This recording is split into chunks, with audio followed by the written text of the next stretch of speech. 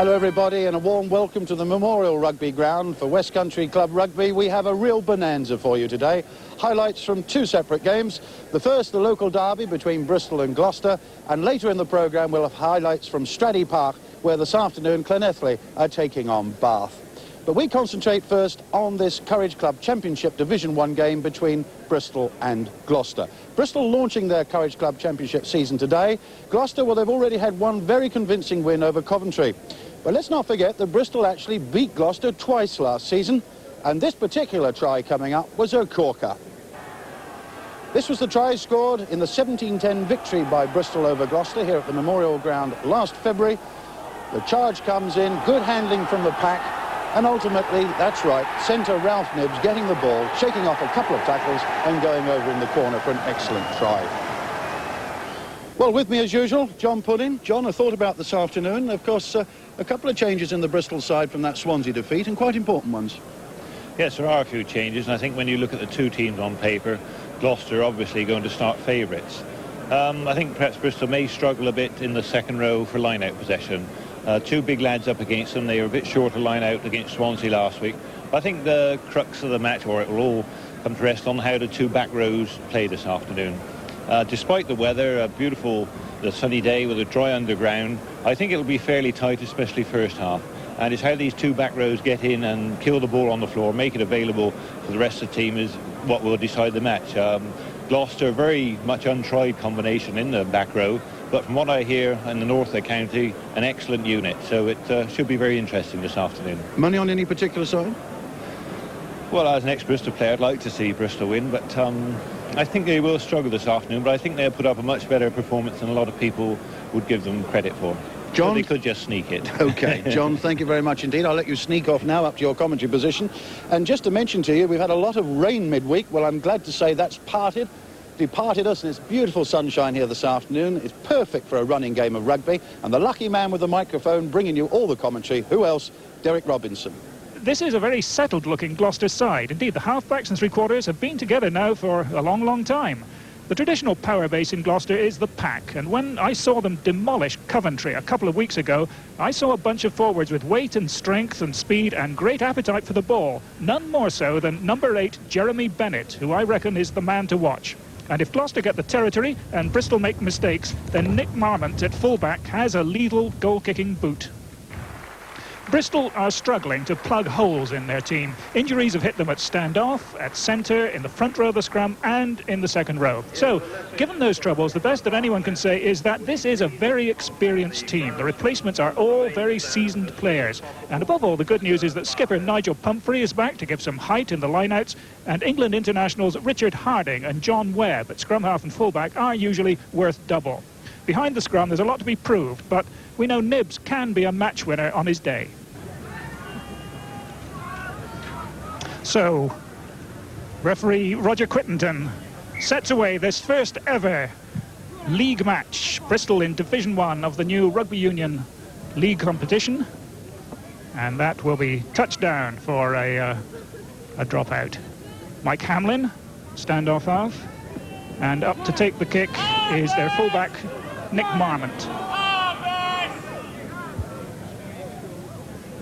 Perfect afternoon for rugby, a little cool perhaps for some of the spectators, but for the players, ideal. That must have crossed the 22-yard line by inches, but that was enough for the referee, and skillfully worked up the touchline. Bristol 15 metres inside Gloucester territory. Peter Stiffs rescuing the ball, and the combined weight of all 8 Bristol forwards behind. Harding to Nibbs. Nibbs sees an open space, aims to corkscrew that one into touch, and Derek Morgan can do nothing but usher it out.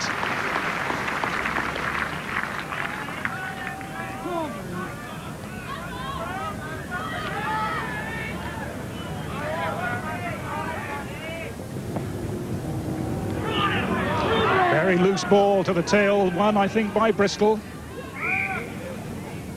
And they get the put in.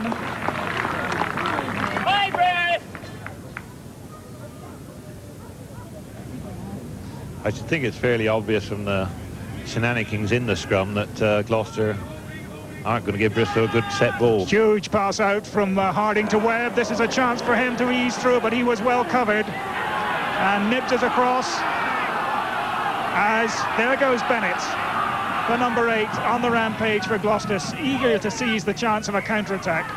But it was knocked on, I think, slightly by Hannaford. The referee was on the spot.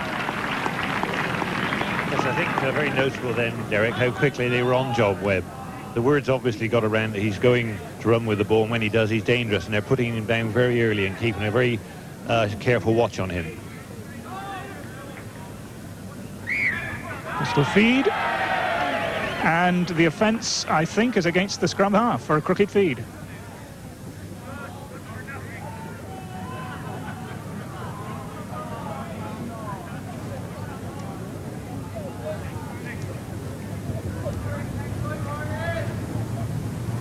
Hamlin, hard to judge the win, but it seems, if anything, to be favouring Gloucester a little, but that didn't make touch, and Harding was there. Now then, Webb shows that how he can weave and duck his way through. Sets Bristol up. Pelledri, Dunn. Dunn breaking and going. Harding, Tainton, Nibbs, up again, and from full-back is Webb, and it takes 2 Gloucester men to bring him down. Second phase, or even third, and that little chip through from Harding. Morgan up with the ball very quickly. Good play by Morgan. But Bristol have Gloucester on the rack for a moment.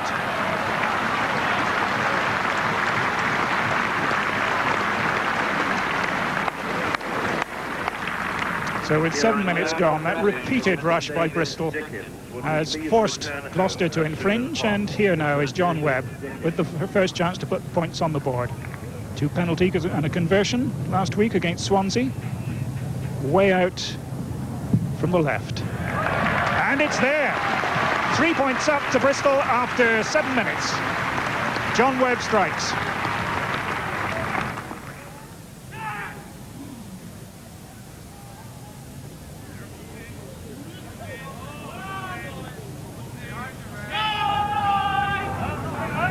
Webb, and look at that for slotting it down the touchline, and in the end Marmont topples into touch.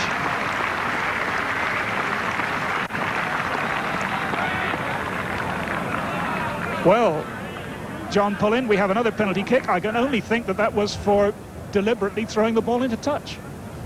It will have been, but I must say it was an excellent kick by John Webb. There you see it rolling on the 25-yard line. Just in from touch, goes to be fielded by the Gloucester player, but just puts his foot into touch. As we see it go on, it's obviously Bristol's throw-in. They got to get the ball, and he deliberately throws, the Gloucester fullback throws the ball out of his reach. Can he make it 6-0 to Bristol? He can indeed.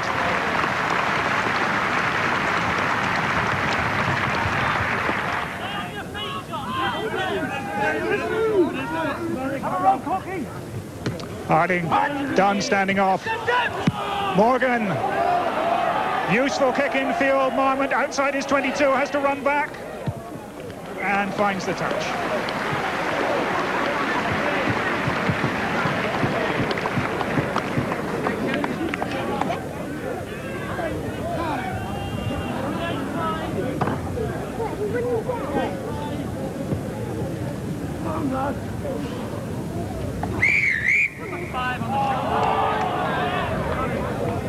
Not a great deal gets past Mr. Quittenden's eagle eye, and he saw some leaning in the line out there, which must give Jonathan Webb hope of getting a hat-trick of penalty goals. John Webb then, the incumbent England fullback, knowing he has to keep his goal kicking pretty reliable if he wants to stay in the England team. This one from the 10-metre line, well, it had the distance and it wasn't so far out. In fact, it's good. I saw one flag go down. Did the other go up? John Pullen. Yes, it's been awarded. I must say, it certainly looks as if it wasn't going anywhere near for a long time, until right at the end it just seemed to creep over. But really, you can't tell from here. You have to rely on the referee and the touch judge to tell you it did go over. In into the second quarter of the match then, and John Webb has kicked a hat-trick of penalties. He baffled me, but the referee is a third pair of eyes.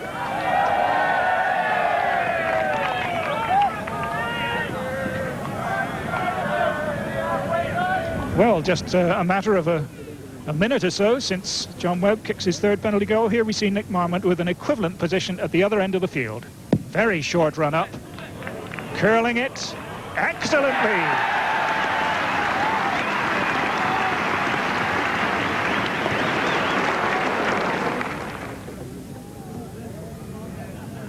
Kevin Dunn throwing in for Gloucester to Harding. Harding thinks of running, then passes. Tainton misses out Nibs. All the way to the wing, to Duggan. Kept in play nicely, back in field. Across comes Jim Breeze, the winger from the other side. Lives dangerously but finds touch. And that was a nice bit of double cover, as Breeze saw that his side needed extra protection. It still leaves Bristol in a strong attacking position. And certainly they've made far more of the line-outs this weekend as they go hard for the line now. Bustle from the forwards, trying to force the man over. Great gusto, John. Yes, a bit disappointing then. The referee wasn't on the other side. Looked fairly, well, not obvious, but just fairly certain that Bristol did score from that, but you obviously can't tell, not being close enough. Now, their feed, presumably their strike and their heel, are they holding for the pushover try? Harding going for the offside trap, which doesn't work, and Bristol going backwards.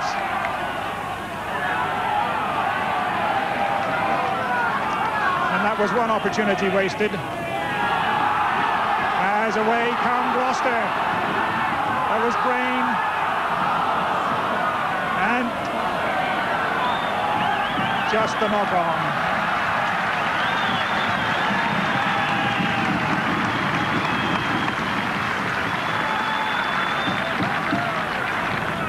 Two or 3 minutes left in the half. Harding nobbled, but Dunn is there playing a great game. He's upended. In again, slipping down the line. Nibs, Wiles got some space to move in. He's got speed too if he can go. Now it's a chase with Jim Breeze.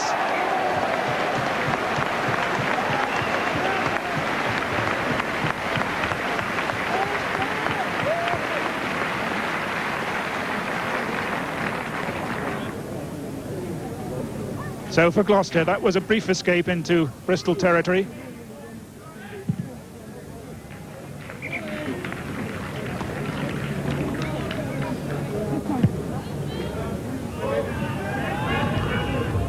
Kevin Bagheera, 10 years, as a regular servant of this club. Humphrey stands off in the hope perhaps of getting a chance to go on the charge as the rest of the pack go for what might conceivably be a pushover. Forcing Gloucester over their own line.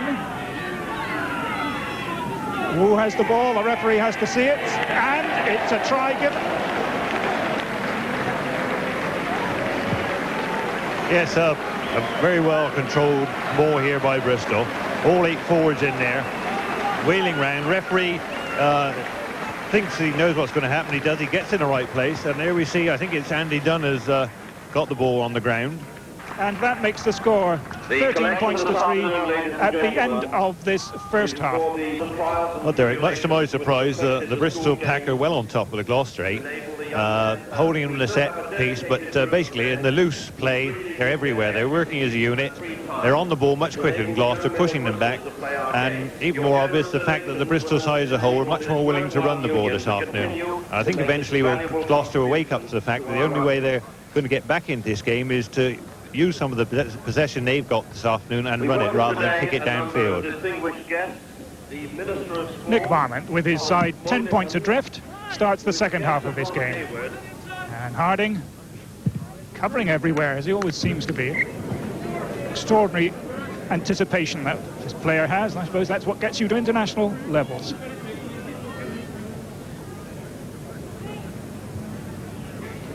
Kevin Dunn does his back. Away goes the number 6 there, Spencer. Laid back for Hannaford to have a go. Very hard man to bring down.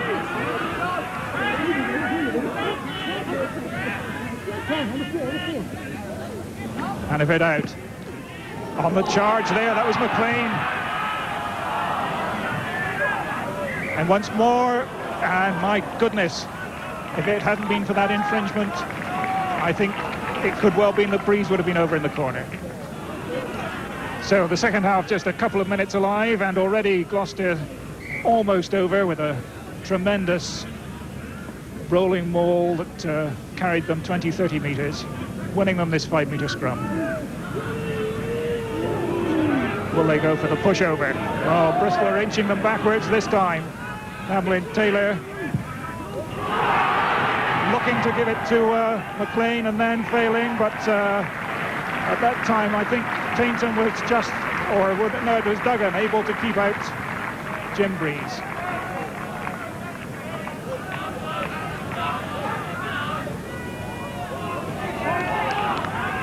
Morgan hoisting one to chase.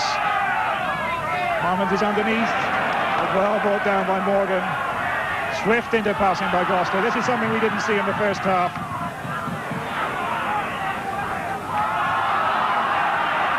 Down hacks through a little bit. Bristol pack over the top. There goes Pumphrey. Tremendous gusto from this big man. Bristol bouncing back from that mauling they took in the opening minutes of this half to show that they've got plenty left. To Nibbs. Nibbs sees an open space the other side of Derek Morgan and rolls that one. Is that one a worker? I think it is, yes.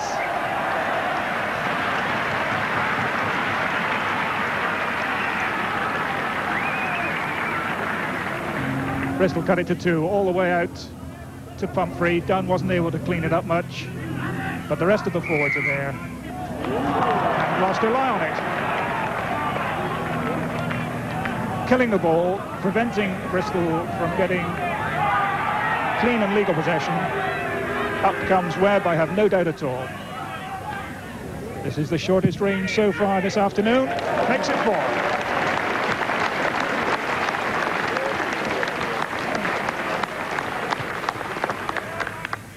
Quite a battle going on in that front row between Malcolm Preedy, former Gloucester skipper and a former England international, and Peter Smith, to come in to replace Darrell Hickey. And the number 8s skillfully holding the ball in, and a fine kick.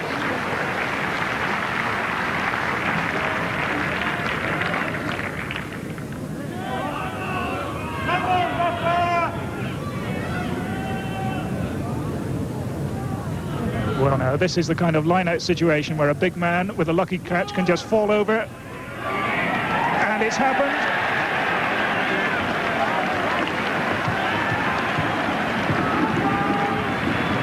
Yeah, here we see a very dangerous situation.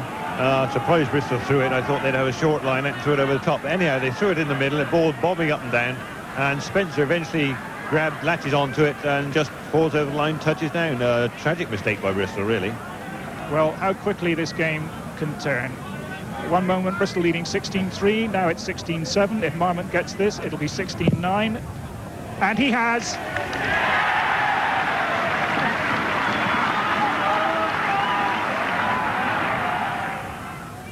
Midway between the halfway and the 22. And Gloucester give good ball to their three-quarters. The back row standing off as well to add weight, but defence on both sides has been very good. That was straight down Webb's throat, a gift. A risky pass out, but Tainton took it easily. Nibbs, Wiles, Duggan, good kick off the inside of his boot, keeping it in play. Outside his 22, so he couldn't just bang it into touch.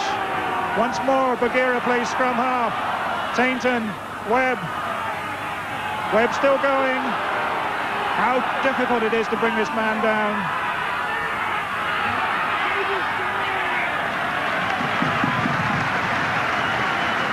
Coming up to the end of the third quarter of the match. Bristol pack turned, but they managed to get it away. Tainton, with only seconds to spare, just had a stab at that one into Breeze's hands. He couldn't hold the ball, but he's back up on his feet. Very strong, aggressive runner, Breeze. And the rest of the Gloucester pack arrive, that great cherry and white. And the try is given, much in the way that it happened in Bristol's favour in the first half. Yeah, here we see Jim Breeze, who went to catch it, was tackled, but he got back up and retrieved the ball.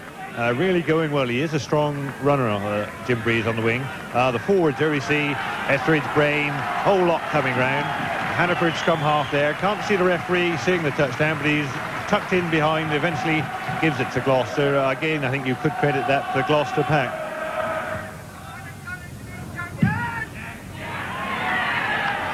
And it's in off the upright. 16-15. That try for Gloucester was scored by David Spencer and converted by Nick Marmon. Pumphrey letter K at the M. M is Andy Dunn. L is Stiff. And number 5 at the tail there is Brain. And again, as you say, Pelledri in. Hannaford. McLean is in there. Taylor. Hannaford once more. Finding space. That's Dunn, the scorer in an earlier match. And this time it's Breeze looking for McLean to support him.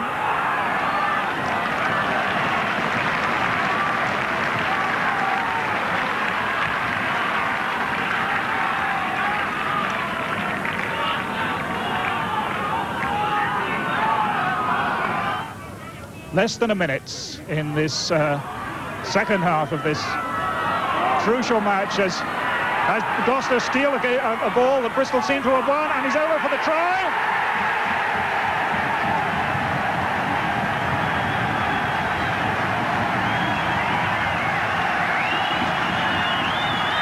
Here we see the line out, coming in a bit scrappy, knocked up in the air. Pumphrey eventually picks it up, but knocked out of his grasp by a Gloucester player.